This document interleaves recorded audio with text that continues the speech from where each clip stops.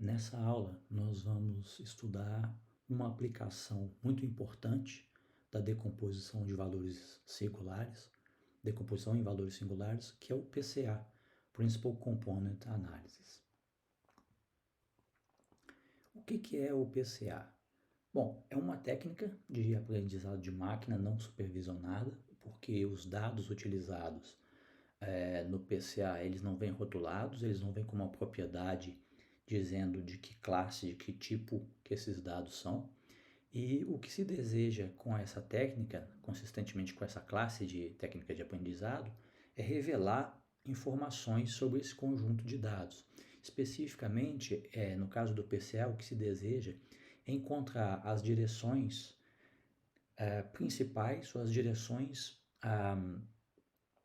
ao longo das quais esses dados têm uma maior variabilidade. Então, para poder ilustrar o que eu quero dizer com esse conceito de variabilidade, eu vou considerar o seguinte: vamos considerar uma população de indivíduos, de dois indivíduos, e a grandeza que eu estou representando para esses indivíduos aqui é a altura deles. Então, eu tenho um indivíduo 1, a altura desse indivíduo 1 é 1,60 m.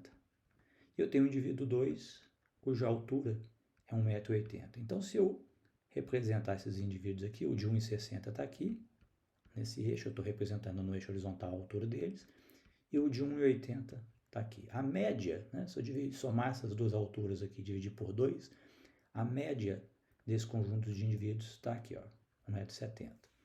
Bom, eu vou considerar agora uma outra população, também formada por dois indivíduos, o indivíduo 3 e o indivíduo 4, e vou considerar o seguinte: o primeiro indivíduo tem a altura de 1,50 m e o segundo indivíduo tem a altura de 1,90 m.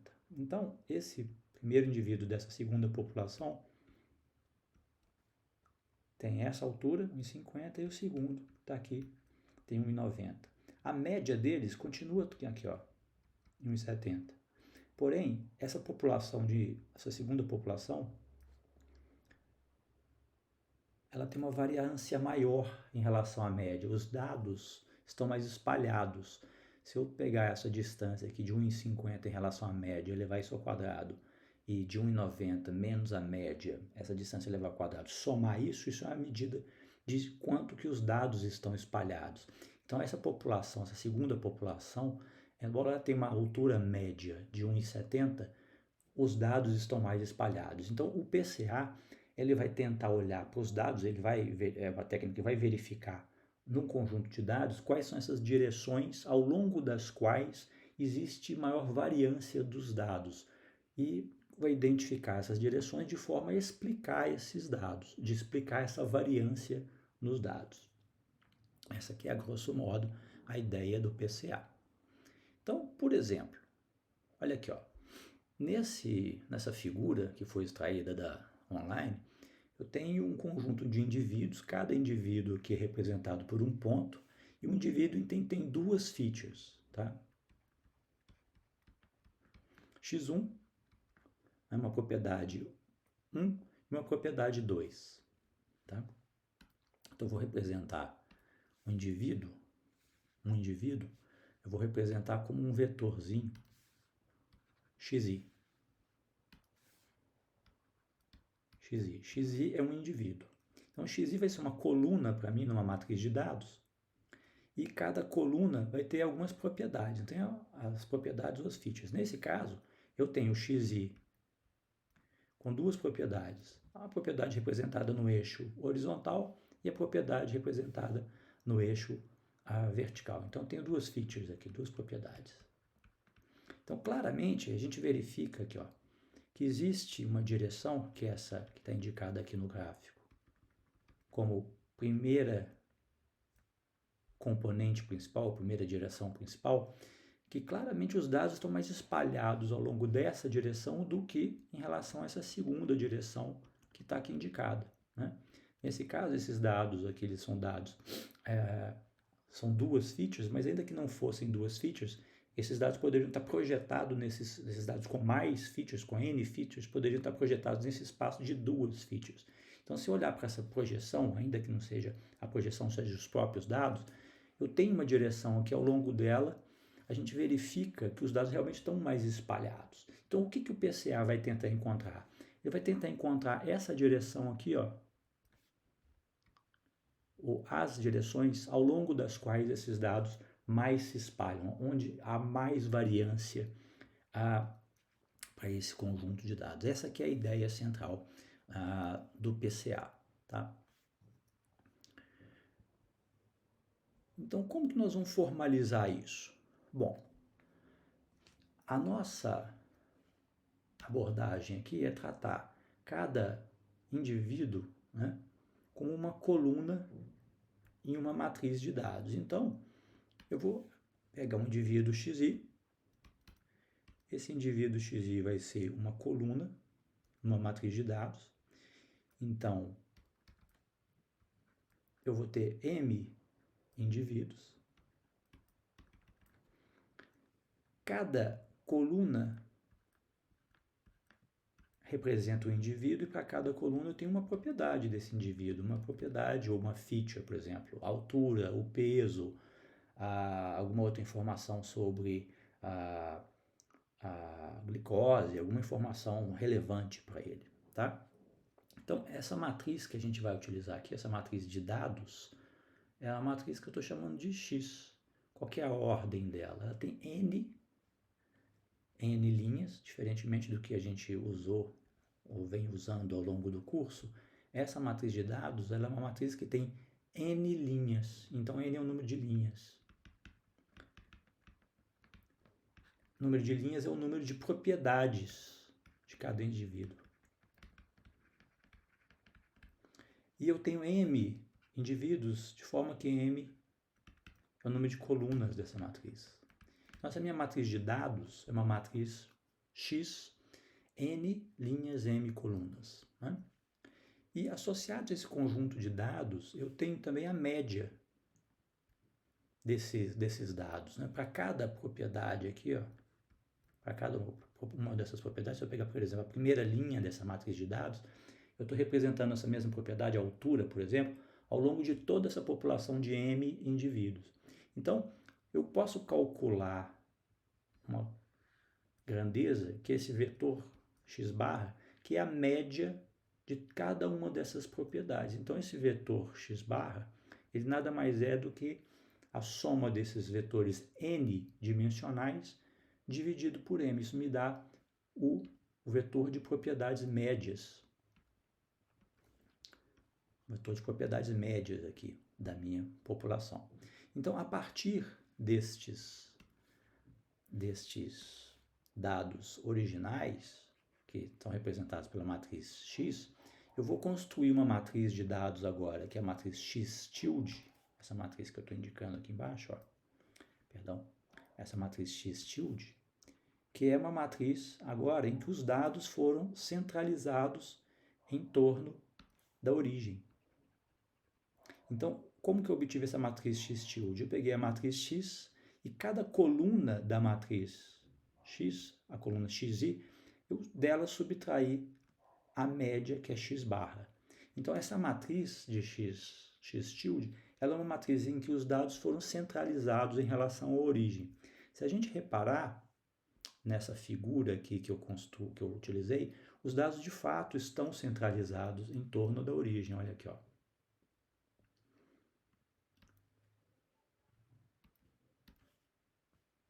A origem está aqui, ó. Então, esses dados de fato estão centralizados aqui em torno da origem. Então, essa técnica PCA, ela faz em um primeiro momento uma centralização desses dados. A partir desses dados centralizados, a gente vai começar a formalizar a formulação, né? Formalizar a formulação, formalizar a ideia daquilo que a gente quer efetivamente encontrar, da direção que a gente quer encontrar. Então, qual que é o princípio que baseia o PCA? A gente quer encontrar uma direção, essa direção eu vou chamar de Z. Eu não sei qual é essa direção, Z é desconhecida. Z é uma direção no espaço das features. Então, repara, O que eu estou plotando aqui, eu reproduzi aquela figura com os meus pontos e as duas features aqui em escala menor. O que eu estou procurando é uma direção no espaço das features. Então, se eu tenho n propriedades, eu estou procurando um vetor nesse espaço n dimensional que vai representar para mim uma coluna sintética no meu conjunto de dados. Eu não sei quem é esse vetor z. Eu não sei quem é. É ele que eu quero encontrar. Eu vou assumir que esse vetor z ele vai ter norma euclidiana igual a 1. Por quê? Porque, na verdade, o que eu quero não é o z propriamente. Eu quero é o span de z. Isso vai ficar claro daqui a pouco. Então, vamos supor que eu tenha essa direção z e o seu span aqui. Ó. Eu não sei quem ele é. Eu estou começando a apresentar a ideia para que a gente possa ter um instrumento para formalizar um problema de otimização que vai nos permitir encontrar esse z. E eu vou representar aqui, ó, alguns pontos, 2 pontos no meu conjunto de dados. Tá? Esse aqui é o meu indivíduo centralizado xi e esse aqui é o meu indivíduo centralizado xk. Então, vamos representar esse vetor associado a xi aqui. Ó. Vamos supor que a origem esteja aqui e o vetor xk aqui. Tá? Como que eu vou representar esse conceito da variância?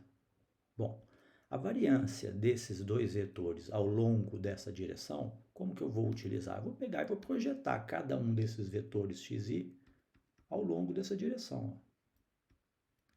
O que é essa direção? O que é essa projeção aqui? O que é esse segmento aqui, ó, orientado aqui, ó? Isso aqui é xi transposto ao z, eu não sei quem é z, mas tudo bem, ao longo de z. Mas esse coeficiente aqui, ó, ele me diz o tanto que o xi está ao longo dessa direção. Ele me diz exatamente isso, a projeção, né, do xi em z. Repara que eu, como estou considerando os z's com a norma euclidiana unitária, não estou dividindo por norma de z ao quadrado, né, para calcular a projeção. Essa quantidade aqui, ó, é um escalar, é um alfa. E esse escalar, ele me mostra, né, o tanto que essa projeção aqui de xi ao longo dessa direção z que eu estou tentando encontrar, o tanto que essa projeção é grande, o tanto que esse xi se estende ao longo dessa direção. Né? Da mesma forma, se eu pegar esse xk e fizer a mesma coisa, ó, eu tenho o alfa k para ele. Né? O que é o xk? Ele é esse alfa k vezes a direção z. Então, essa direção ao longo ao longo da qual meus dados se espalham muito, o que ela tem como propriedade? Ela tem essa quantidade aqui, ó. Se eu olhar para o conjunto de dados, essa quantidade aqui ela é grande. Por quê? Repare, eu não estou considerando a soma dos alfas sem ser elevados ao quadrado, porque se eu tivesse um terceiro ponto aqui, ó, e não elevasse ao quadrado, o alfa desse ponto, vamos imaginar que esse fosse o ponto x tio L. Esse alfa aqui, ó, sendo negativo, ele reduz o efeito dos alfas dos pontos positivos, dos alfas positivos de alguns pontos. Então, eu estou levando esse alfa aqui ao quadrado. Né? Ele está me dizendo o seguinte, se para uma direção ao longo dos dados, ao longo da qual os dados têm uma variância grande, é uma direção que esse alfa está dependendo da direção, que ele está dependendo do z, que eu não sei quem é, mas tudo bem, é uma direção em que isso aqui, essa quantidade aqui é grande. Então, eu gostaria de encontrar uma direção z que maximize a soma desses alfas. Um z pertencente a quem? Um z pertencente ao Rn, n espaço das features, com a propriedade que esse z tem norma euclidiana igual a 1. Por quê? Porque eu não estou interessado, eu quero saber o span dele, eu quero conhecer a direção principal. Qualquer um ali serve para caracterizar a direção para mim. Então, eu quero o span, quero um vetor que me determine esse span com a norma euclidiana igual a 1. Né? Então, a minha ideia, a formalização do meu problema de otimização, que vai me levar a construir e a obter essa direção principal é essa. Eu quero encontrar uma direção que, quando eu somar as projeções, os quadrados das projeções de cada um dos pontos no meu conjunto de dados ao longo dessa direção, que essa soma seja máxima. Então, eu vou apagar aqui para poder formalizar bonitinho isto, né? Essa frase que eu acabei de trazer, né? O que eu quero fazer, então? Eu quero encontrar uma direção Z de norma euclidiana unitária, né? Então, eu quero encontrar Z pertencente a Rn, essa Z tem norma 2 igual a 1. E qual que é, o que eu desejo para ela? Quando eu vou projetar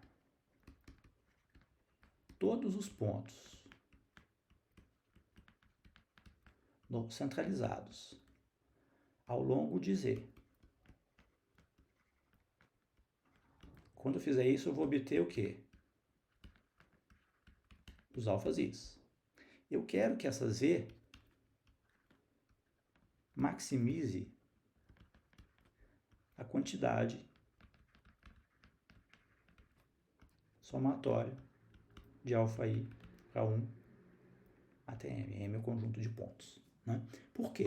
Bom, agora eu volto àquele conceito que eu lancei lá no início, né? Se eu tenho os pontos aqui, esses pontos aqui, eles têm média zero para cada um dessas features, cada uma dessas propriedades. Quando eu peguei meu dado bruto, né, não o dado original xi, e subtraí a média, e fiz isso para todo mundo, a média disso daqui é um vetor de zeros agora.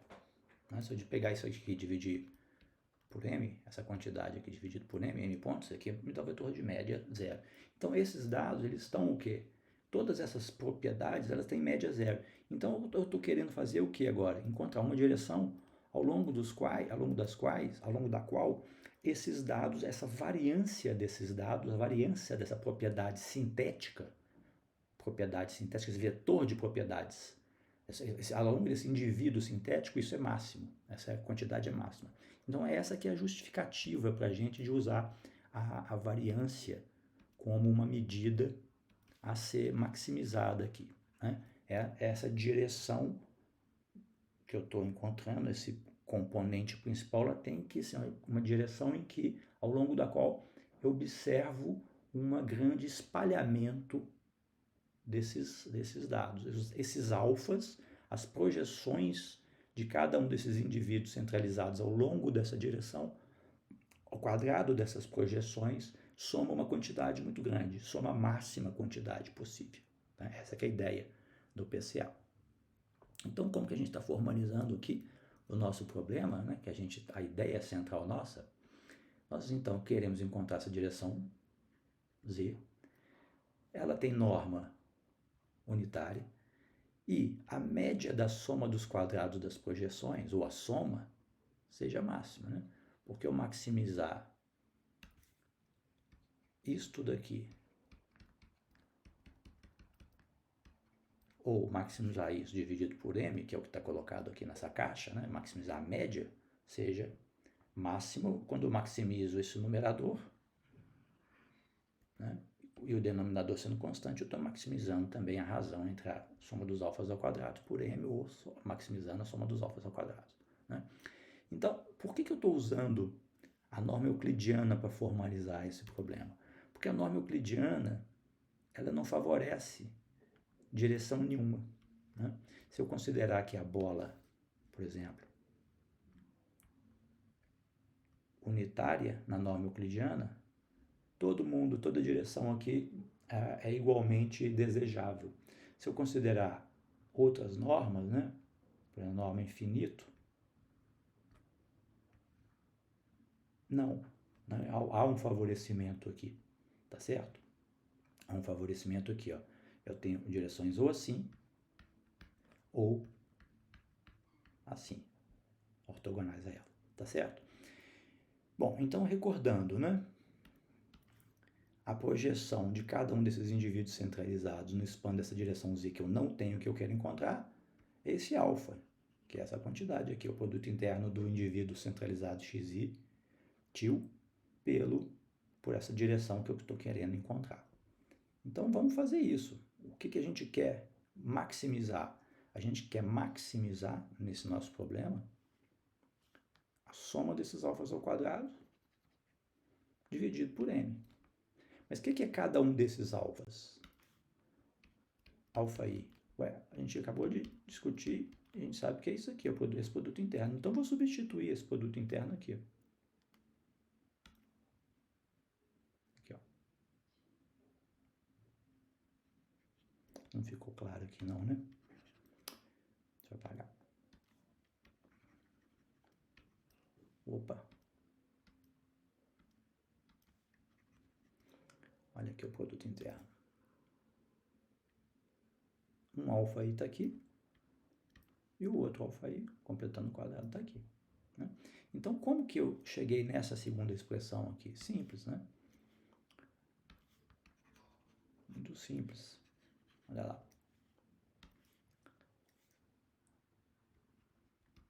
X etil transposto Z, X etil transposto Z. Isso aqui é um escalar, então eu posso escrever isso também, qualquer um desses dois, assim, ó. Substituindo Z transposto XI, né? Mas eu quero que a matriz de dados fique no centro, então eu vou colocar isso aqui como Z transposto X etil transposto Z, né? Vou manter essa e vou inverter essa.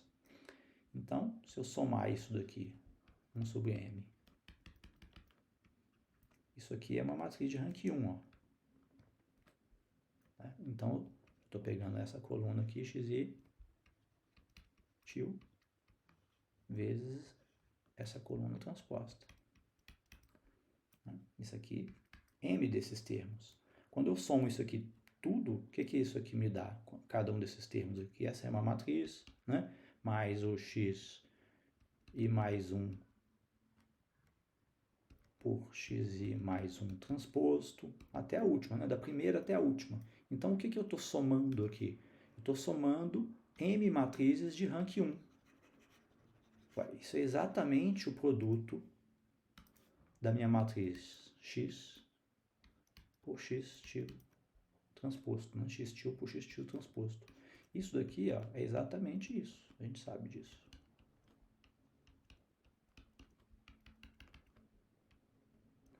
Então, o que eu tenho aqui, que é a quantidade que eu quero maximizar, é uma quantidade na dimensão, na variável z. Z é aquilo que eu quero encontrar. E isso daqui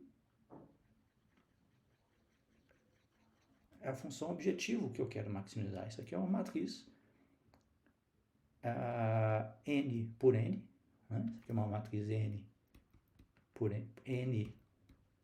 n, quadrada n por n, simétrica, semipositiva definida. Tá certo?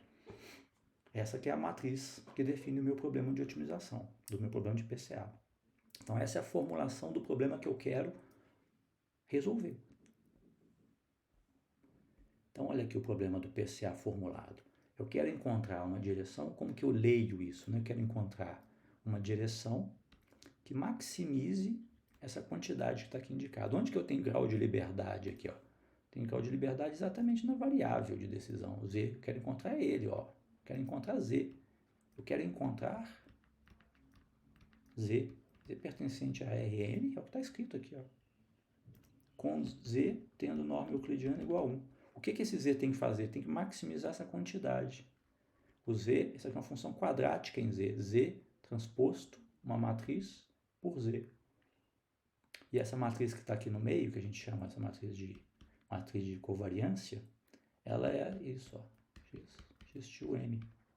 Ela é uma matriz que tem qual propriedade? Ela é simétrica, semipositiva definida. Tá certo? Então, o que a gente sabe sobre matrizes simétricas semipositivas definidas? Bom, elas têm autovalores reais, elas têm autovalores reais não negativos, e elas também admitem o quê? Fatoração espectral.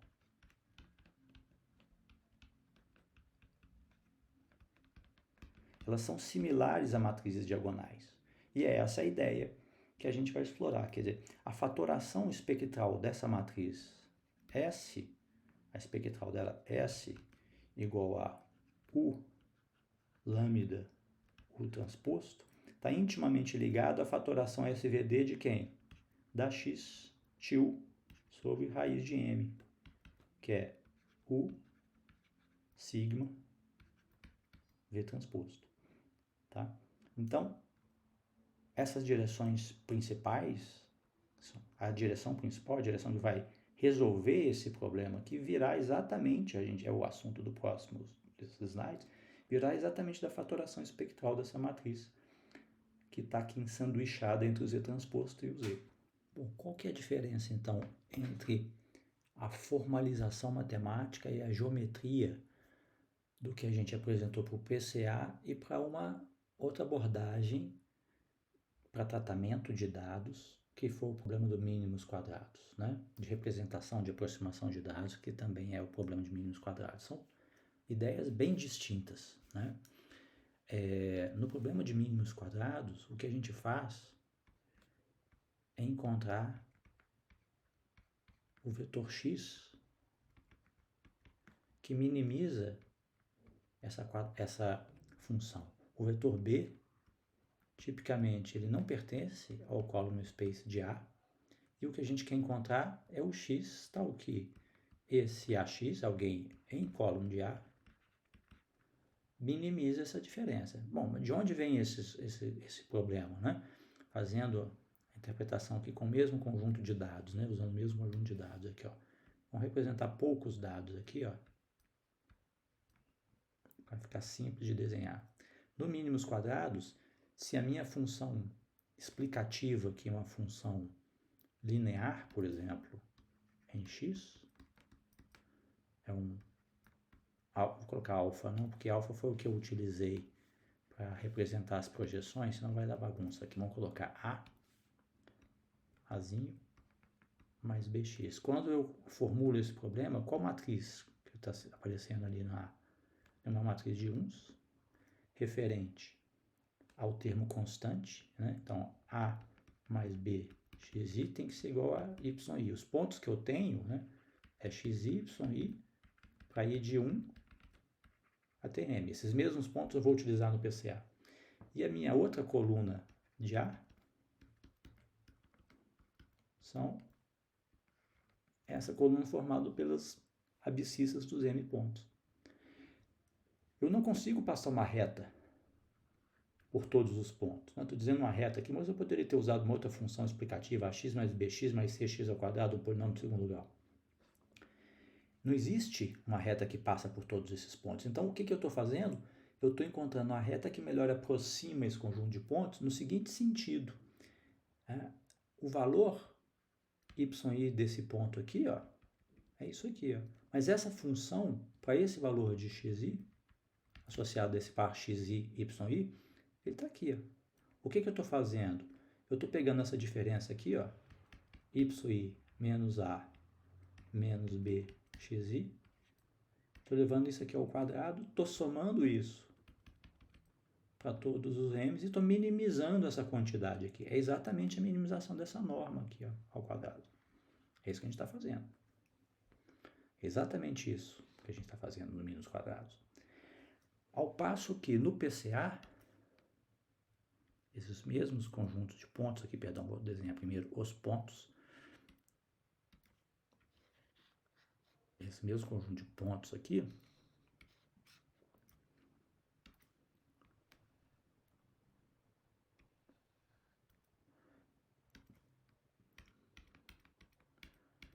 a única diferença é que aqui eu centralizei os pontos, tá?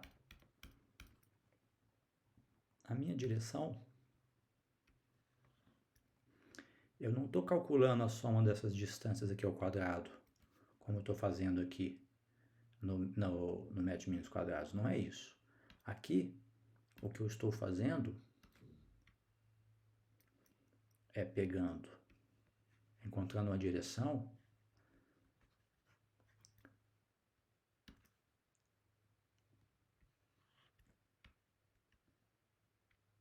vamos supor que a origem esteja aqui, tá? Esse é o meu ponto. XI. Aqui XI é outra coisa, né? Aqui X está representando as features aqui, né? Aqui XI é o vetor de features do indivíduo I. E aqui XI são os dados observados nas abscissas aqui, tá? Aqui é um problema unidimensional que eu estou utilizando, aqui eu tenho um problema com duas features, tá? O que eu estou fazendo é projetando esses pontos ao longo da direção. E a minha direção, essa minha Z que eu estou encontrando, ela é uma direção que quando eu projetar esses pontos ao longo dessa direção e pegar esses produtos internos de cada indivíduo pela direção, e só pegar o quadrado desses produtos internos e somar, essa quantidade é diferente. Então, aqui, os pontos, né, esses vetores aqui, ó, em relação às direções, a direção principal, a projeção desse vetor está ao longo da direção principal. E essa quantidade aqui, ó, essa quantidade, esse alfa i aqui, ó, ao quadrado, é que foi maximizado. Aqui não. Aqui eu estou minimizando a soma dos quadrados das distâncias. Aqui eu estou fazendo o quê? Eu estou maximizando o quadrado das projeções, maximizando a soma dos quadrados das projeções de cada indivíduo ao longo dessa direção. São conceitos bastante diferentes, tá? Que estão sendo empregados aqui. Então, retornando aqui ao nosso problema, né, a abordagem que a nossa formulação para o problema. Então, o nosso problema, então, é encontrar esse Z que maximiza essa quantidade aqui, ó.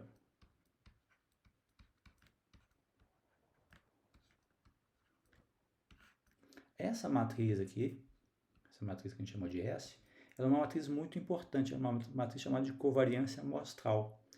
O que os elementos dessa matriz nos contam sobre o problema?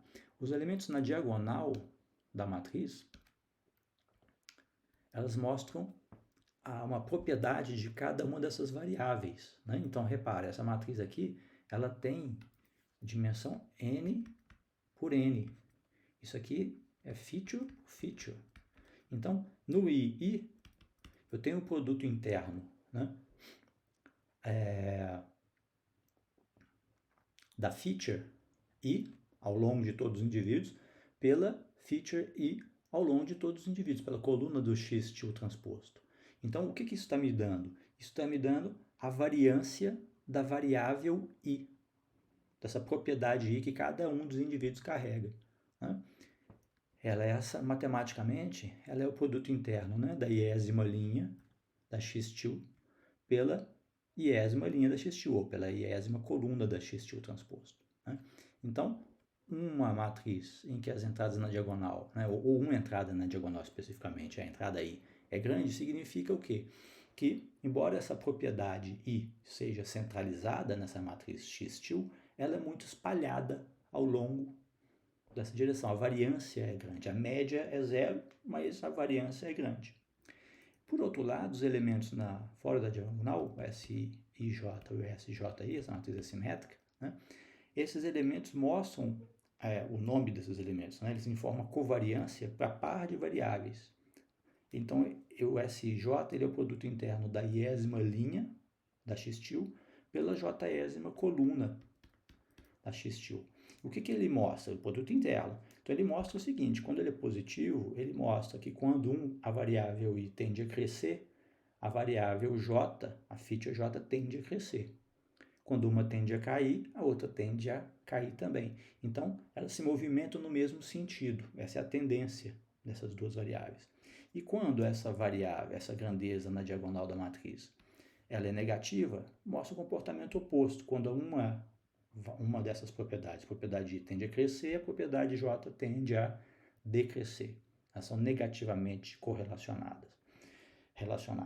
E quando esse SIJ é zero, próximo de J, mostra que essas duas propriedades são independentes ou razoavelmente independentes, né? Uma cresce e a outra aparentemente fica inalterada. Você não consegue prever o comportamento de uma a partir do comportamento da outra feature. Então vamos agora, de fato, resolver o nosso PCA e descobrir qual é essa direção principal do nosso problema, né? Então o que a gente fez aqui, ó? A gente está apresentando para a matriz x til sobre m. Por que x til sobre m? Porque a minha matriz S, ela não é x til por x til transposto m. Então, para ser o produto de duas, né, o que eu fiz aqui? Eu peguei raiz de m por raiz de m. Então, eu estou fazendo a fatoração SVD dessa daqui, ó. A gente sabe que se eu tiver a fatoração SVD dessa, vamos supor que seja a fatoração SVD dela seja o sigma V transposto com R sendo o posto dessa matriz. Então, essa fatoração está escrita aqui, ó. Esses U's, né, esse vetor singular à esquerda dessa matriz x til sobre raiz de m são exatamente os autovetores de quem? Da S, a gente sabe disso, né? Então, se eu tenho essa fatoração SVD, eu tenho os autovetores, ou o contrário, né? Se eu tenho a fatoração espectral da S, aqui eu estou apresentando a fatoração espectral da S, eu estou colocando o sigma, o transposto, eu estou chamando isso aqui de, desculpa, o lambda, o transposto, eu estou chamando isso aqui de sigma quadrado. Porque a gente sabe que essas grandezas aqui, ó, elas são o quê? Maiores ou iguais a zero. Então, eu posso colocar o sigma ao quadrado com sigma positivo na diagonal da sigma. Então, o primeiro passo é fazer a fatoração espectral dessa minha matriz S ou SVD da minha matriz x til sobre m para poder encontrar uma forma conveniente para a função objetiva do nosso PCA, para poder verificar qual é esse vetor que resolve o problema de PCA. Bom, vamos então resolver o problema do PCA, né? Então, recapitulando o que a gente quer encontrar, é essa direção Z de norma euclidiana unitária que maximiza essa forma quadrática, que maximiza a energia dessa matriz de covariância, né? O vetor Z tem que ter norma euclidiana unitária. Então, vamos olhar para essa função que está sendo maximizada, né? Ou para a matriz aqui, especificamente, uma matriz simétrica positiva, semipositiva definida, né? Então, o que a gente pode escrever? Que essa quantidade aqui, ó, Z transposto, o sigma 2, o transposto Z, isso aqui é um número, isso aqui é um escalar. Que número que é esse? Isso aqui é a norma euclidiana ao quadrado de que matriz? De sigma, o transposto Z. Essa é a quantidade, né? Então, vou olhar para essa quantidade aqui. Qual o vetor Z que deve maximizar essa quantidade? Então, é o que está colocado aqui, ó. O transposto U1, que é esse primeiro vetor, né? Ou o Z, que é esse primeiro vetor. Na verdade, aqui eu estou antecipando que o Z é o U1, mas vamos lá. O que é isso daqui? O transposto Z.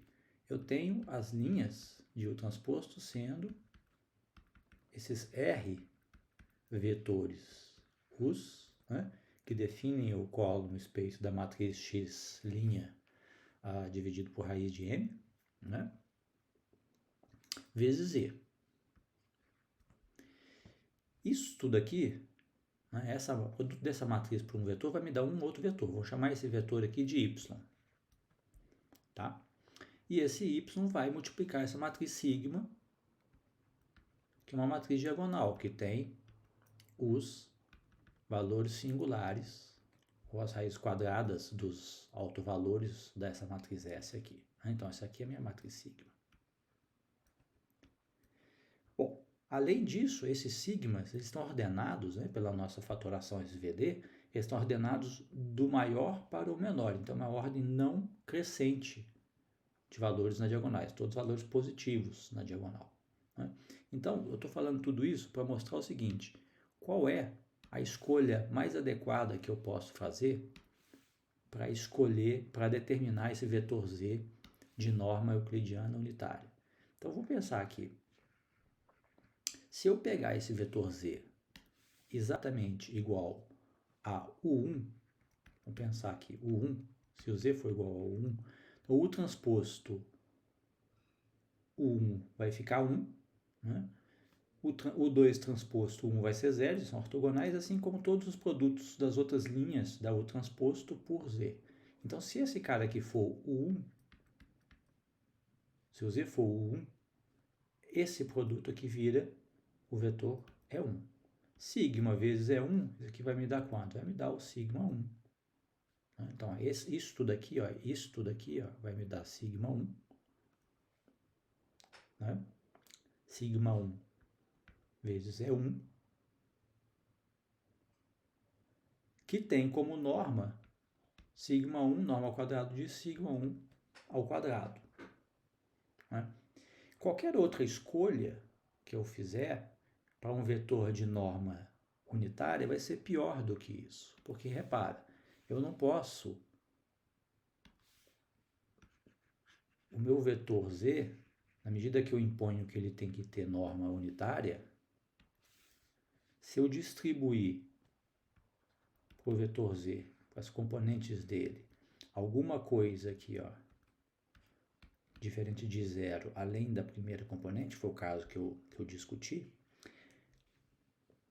essas componentes ao quadrado, a soma dessas componentes ao quadrado, o zi ao quadrado, isso aqui tem que dar 1.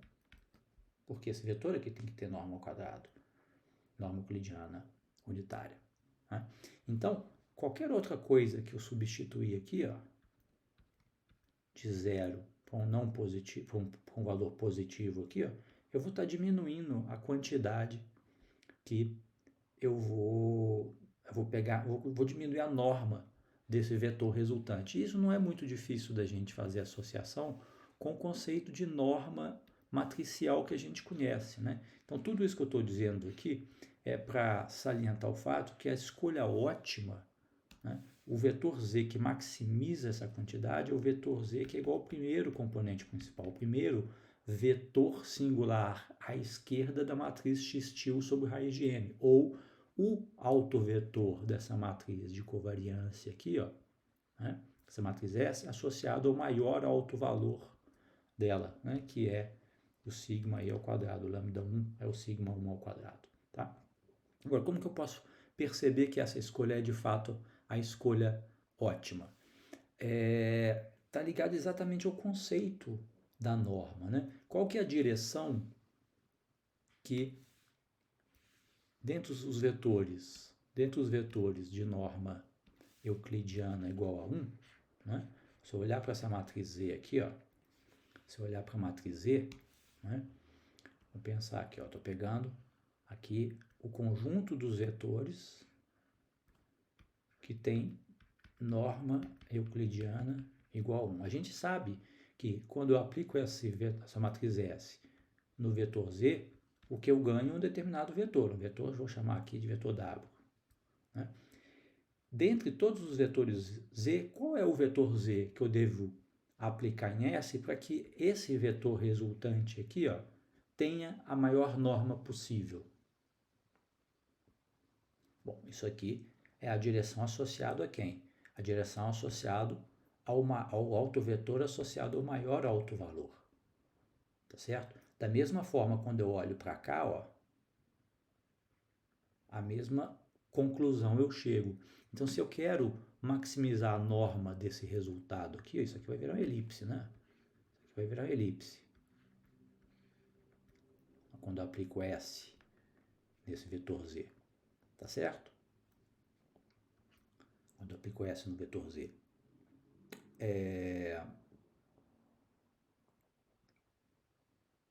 Então, dentre todos esses vetores aqui que tem norma euclidiana igual a 1, existe um deles que maximiza a norma dessa transformação linear. Qual é? É aquele autovetor associado ao maior autovalor de quem? da S, que é o sigma 1 ao quadrado ou lambda 1. Então essa é a melhor escolha possível. Esse é o vetor principal, número 1, é o vetor principal desse conjunto de dados. Então a solução ótima para esse problema, né, é o Z igual a U1. Esse é o primeiro vetor principal do meu Principal Component Analysis. Tá? Então, essencialmente, o que acontece aqui? Vamos representar o conjunto de dados aqui nosso, hipotético, aqui, vamos representar alguns pontos aqui, ó, e vamos considerar que essa direção aqui, ó, ao longo disso daqui eu vou representar em outra cor, seja o span de 1, tá certo? Esse é o span de 1. Então, vamos pensar aqui que a origem está aqui. Então, aqui eu tenho span de 1 complemento ortogonal, tá certo? Como que eu determino agora as próximas direções? Bom, se eu agora subtrair desse conjunto de pontos xi, til, se eu subtrair a projeção deles ao longo de U1, eu vou ter esses mesmo conjunto de dados agora representados ao longo desse subespaço, né? Então, se eu projetar cada um desses pontos ao longo de U1, span de U1, e descontar de cada um desses pontos a sua projeção, esse ponto aqui, por exemplo, ó, ele vem parar onde? Ele vem parar onde? Ele vem parar nesse subespaço aqui, ó, ele vem parar aqui, ó. Se eu descontar isso aqui dele, ele vem parar aqui, ó. Isso aqui é o erro de projeção. Então, quando eu fizer isso agora para todos os pontos,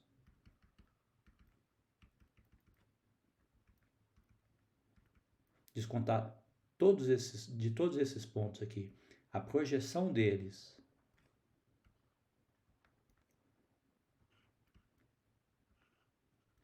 no span desse U1 que eu calculei, eu vou obter uma nova matriz. Então, qual que é o vetor projetado aqui? Ó, o xi. O xi menos a sua projeção em U1. Quem que é a projeção de xi til em U1? É isso aqui, ó. Isso aqui me dá um novo x1, xi. Me dá um xi, depois eu descontar o primeiro vetor de componentes principais, tá? Então, se agora eu representar todos esses pontos aqui de 1 a m, eu tenho um novo sistema agora, em que houve a redução de dimensionalidade, porque eu já descontei, já separei o efeito desse primeiro vetor, esse primeiro esse primeiro componente principal. Então, esses pontos, depois de descontar a projeção em 1, eles estão em um espaço de dimensão, né? Desculpa, eles foram projetados em um conjunto aqui, ó, nesse complemento ortogonal aqui desse U1. Né? Eu antes estava com esse espaço, em Rn, no nosso caso que é R2. Todos esses pontos aqui meus estavam no R2, afinal são duas features, né? Duas propriedades que eu estou representando aqui no meu plano, mas no caso geral eu estou com um espaço n-dimensional, n features. Eu encontrei uma dessas features, um desses indivíduos sintéticos, que é esse componente principal. Esse cara, esse U1 aqui, ó, esse U1,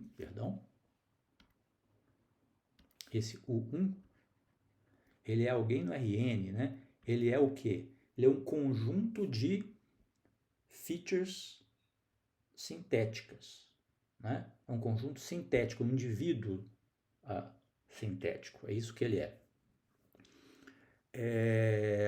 Então, uma vez que eu descontei dos pontos, a projeção dos pontos nesse subespaço, todos esses pontos agora descontados, eles estão não mais no Rn, eles estão agora em um subespaço do Rn de dimensão n-1. No nosso caso, que eles vieram parar ao longo dessa outra reta que está aqui. Né?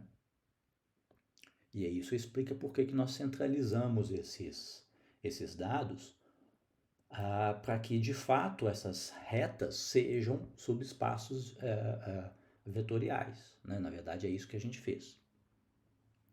Então, essa discussão toda nos leva ao seguinte desenvolvimento. Se eu quero encontrar o segundo vetor principal, o segundo componente principal do meu conjunto de dados, o que eu essencialmente vou fazer é descontar de cada ponto que eu tenho a sua projeção em torno do vetor principal que eu já calculei. Com isso eu vou construir um conjunto de dados novos descontados. Essa matriz, com esses dados, uma coluna para cada desses indivíduos já descontadas as suas projeções no span de U1, eu vou chamar de x-til com esse índice em cima 1, essa matriz aqui. Ó. O que ela é? Repara que ela tem exatamente a expressão de um projetor. Aqui, ó, isso tudo aqui é um projetor. I menos U1 transposto, isso aqui é um projetor. Projeta onde? Span de U1 complemento ortogonal. Olha lá, apliquei a matriz anterior de dados, essa matriz foi projetada, o projetor sendo aplicado nela, eu ganhei essa matriz.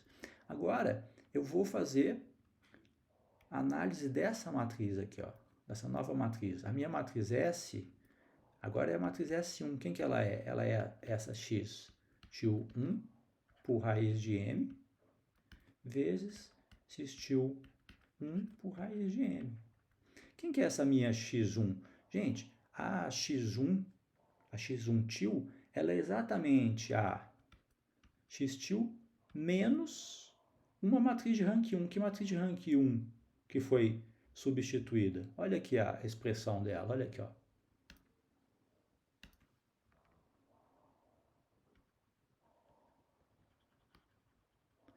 Olha aqui, ó, a expressão dela, ó.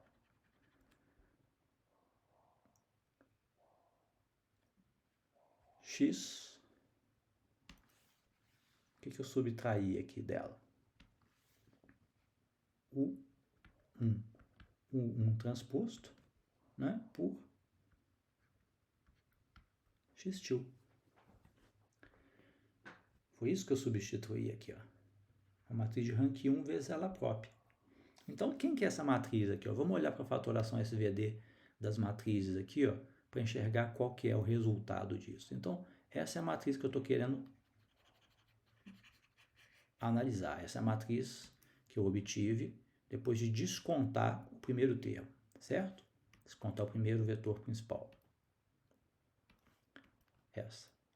Então, aqui está o desconto. Aqui está o desconto, ó.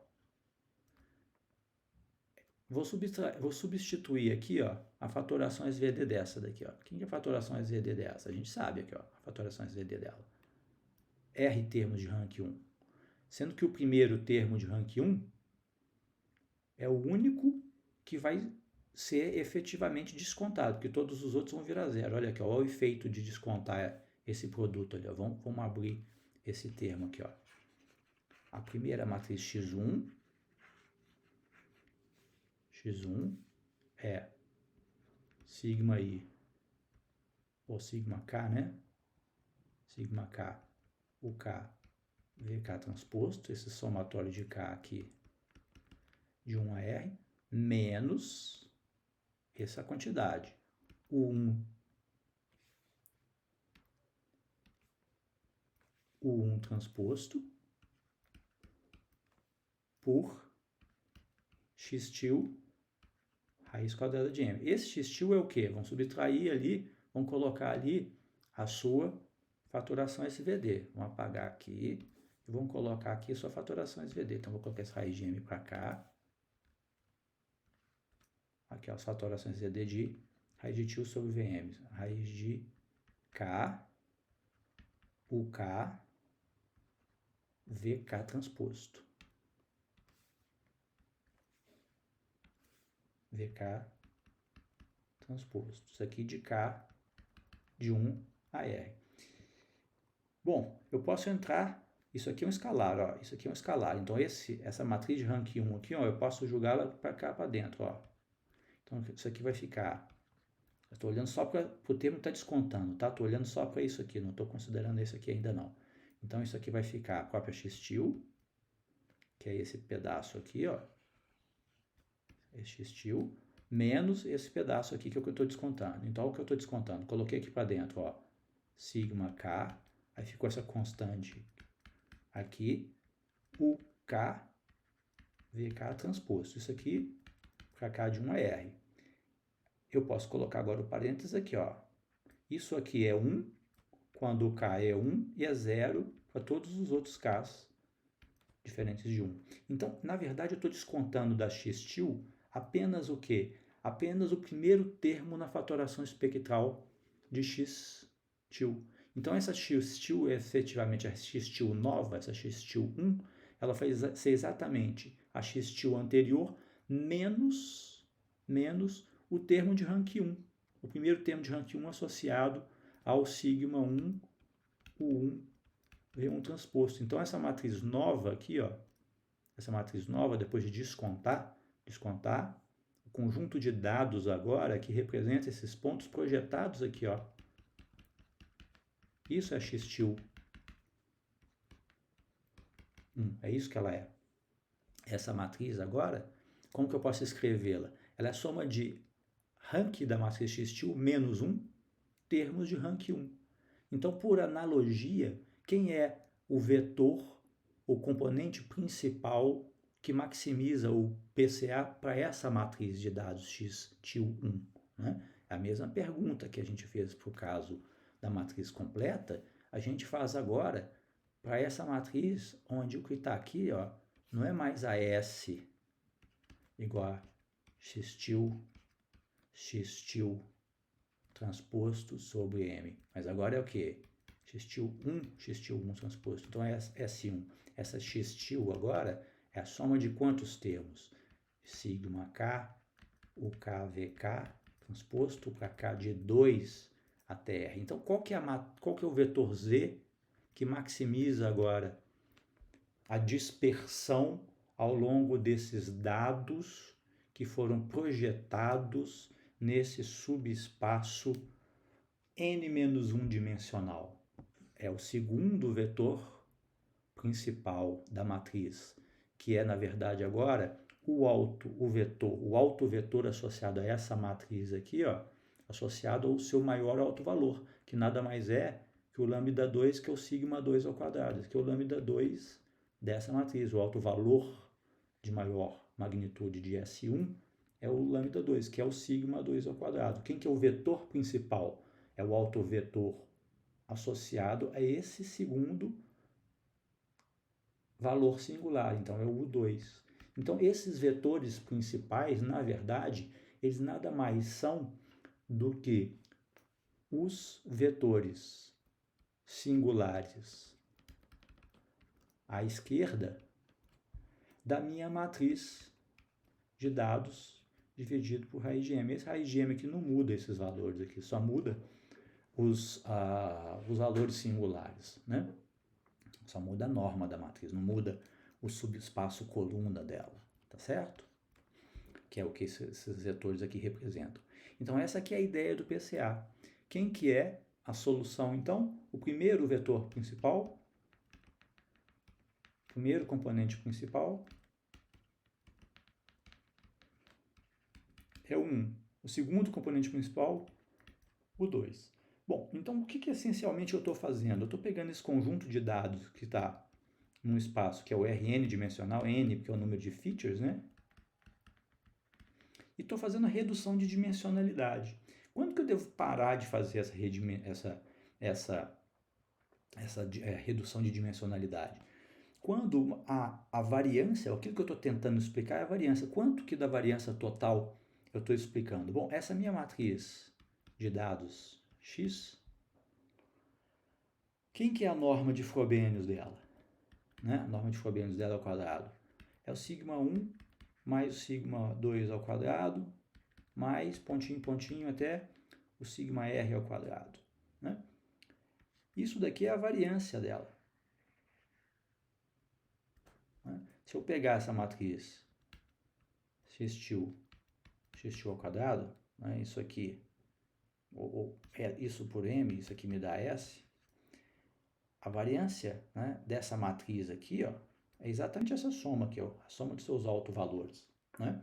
Então, quando que eu devo parar? Quando essa variância que eu expliquei com os componentes principais que eu já usei for suficientemente grande. Eu vou falar disso mais tarde. Vou voltar nisso daqui a pouco, mas antes vamos ver um exemplo que está aqui colocado. Um exemplo simples, um exemplo em 2 dimensões que mostra a ideia, com simplicidade. Então, qual que é a ideia aqui?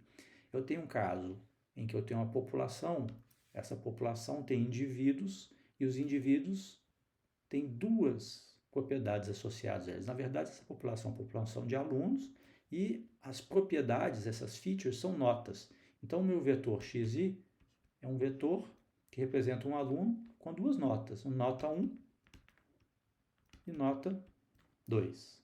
Tá certo? Essa é a vetor do dado bruto. O que vai ser feito? Nós vamos normalizar os dados, nós vamos centralizar os dados, subtraindo as notas médias desses alunos. E com isso nós vamos construir essa matriz X-til. E vamos fazer a fatoração espectral dela, a fatoração espectral dela por ela transposto por M, ou vamos fazer a SVD dela, dando mesmo, tá? E vamos obter essas direções principais. Então, olha aqui, ó. Qual que é a análise nossa? A matriz X-til é a matriz de dimensão 2 por 6, são 2 notas, e nesse caso aqui desse exemplo eu estou considerando 6 alunos. Isso daqui é a matriz de covariância, né, que é uma matriz 2 por 2. Isso daqui é uma matriz 6 por 6, e isso é a matriz cuja fatoração é SVD, cujos vetores singulares à esquerda me dão, né, os vetores principais. Essa matriz é uma matriz com 2 linhas e 6 colunas. O número de valores singulares positivos, né, o número de valores singulares dessa matriz é menor ou igual ao mínimo entre o número de colunas e o número de linhas, né? Então eu não posso ter 2. Na verdade, essa matriz que a gente vai considerar, ela tem exatamente 2 valores singulares, diferentes de 2 valores singulares. O valor singular tem que ser diferente de zero, tem que ser maior que zero. Então vamos olhar os dados aqui para esse exemplo. Essas são as notas, né? As notas já normalizadas. Então, o que eu observo aqui? Ó, se eu somar essa linha aqui, ó, 3 com menos 4, menos 1, mais 7, menos 1, essas notas que tem que dar, a soma dessas notas tem que dar 0. 3 com 7 dá 10, menos 4, menos 8, menos 11 com 10. Então, dá menos 10 com mais 10, 0. A mesma coisa aqui, ó. Esse cara corta com esse 8 corta com esse menos 8. Então, esses aqui estão normalizados. Esses dados aqui estão, desculpa, normalizados não, centralizados. Centralizados. Calculei, então, essa minha matriz aqui, ó, a matriz de covariância. O que essa minha matriz de covariância me diz? Bom, a diagonal me diz qual é a variância de cada uma dessas grandezas, né? Como espalhados sobre a média esses valores estão. Então, qual que é a grandeza que tem mais, qual que é a nota que tem mais variância? A nota 1 ou a nota 2? A nota 2, né? Porque a segunda entrada aqui, ó, é maior. Então, a nota 2 tem variância maior. E o que se observa nesse conjunto de dados? Quando a nota 1 sobe, a nota 2 sobe também, né? Elas são positivamente correlacionadas, né? Um aluno vai bem numa nota, vai bem numa disciplina, ele vai bem na outra disciplina, né? É isso que está me dizendo. Quando agora a gente faz a fatoração SVD dessa matriz aqui, ó, ou a espectral dessa, a gente obtém esses valores singulares aqui, ó. Tá? E a fatoração SVD dela está aqui indicada por 1 e o 2 não está explícito aqui. Tá? Mas o que é a parte mais importante aqui? Esse conjunto de dados, essa matriz, essa minha matriz X de dados centralizados, o que esses autovetores, esses vetores principais me dão? PCA 2 me dão. Isso aqui é o 1, o 2. Vamos supor que eu tenha o posto R e tenha escolhido P, os P primeiros vetores principais. eles me dão, na verdade, uma aproximação para o espaço coluna dessa minha matriz aqui.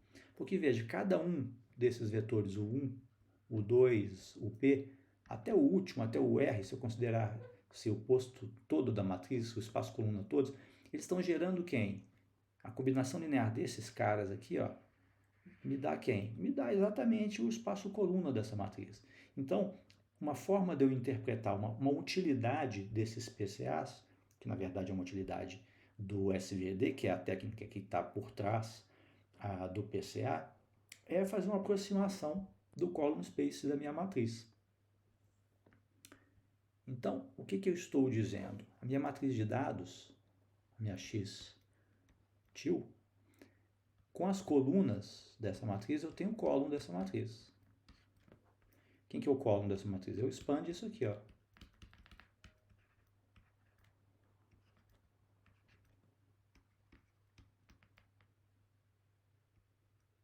Expando esse conjunto de dados aqui, é o column da minha matriz. Agora, se eu considerar esses vetores principais, os P primeiros, isso aqui é um subespaço vetorial, que aproxima isso daqui. Então, eu vou imaginar que eu tenha um espaço aqui, ó. Vou desenhar aqui, que eu tenho um espaço, né?